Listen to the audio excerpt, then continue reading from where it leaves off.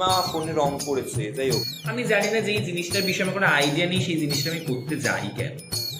যেমন আমি খেলা সারাদিন ফোন আসে, সারাদিন পারি কি না পারি সেটা হচ্ছে নাটক। আমি নাটকটা খুব ভালো পারি।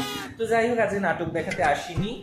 আজকে আমি এসেছি, এই যে আমার সিংহাসনটা এরকম রয়েছে, এটাকে একটু রং করবো। এখানে আমি জায়গাটা পরিষ্কার করেছিলাম, তো ভাবছিলাম যে সিংহাসনটাকে একটু নতুন কিছু করা যাবে, বিকজ ঘরও রং হয়েছে, তো সিংহাসনটাকেও রং করে দিই। স্টার্ট।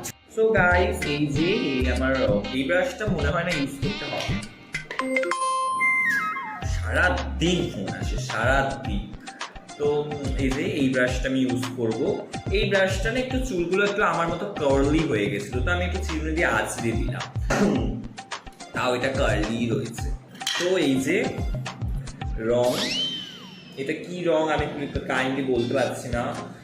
এশিয়ান পেইন্টস, হ্যাঁ এশিয়ান পেইন্টস। তো এশিয়ান পেইন্টস এটা আমি এবার এর মধ্যে ঢালবো।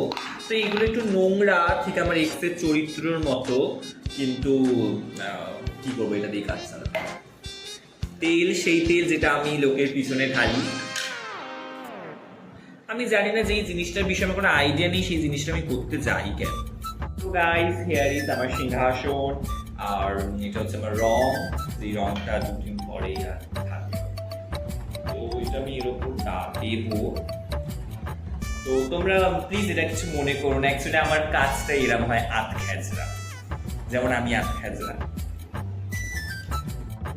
সো গাইস, মেকআপে যেরকম ভাবে অনেকগুলো লেয়ার দিতে হয়, কনসিলার, কন্ট্যুর, সেরকম এটাতেও লেয়ার দিতে হয় অনেকগুলো। মানে একটার প্রথমে ফার্স্ট লেয়ার হয়ে যায়, তারপর আরেকটা লেয়ারটা।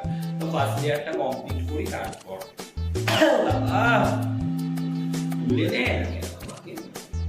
তো গাইস, আমি অনেক কাজ করে ফেলেছি।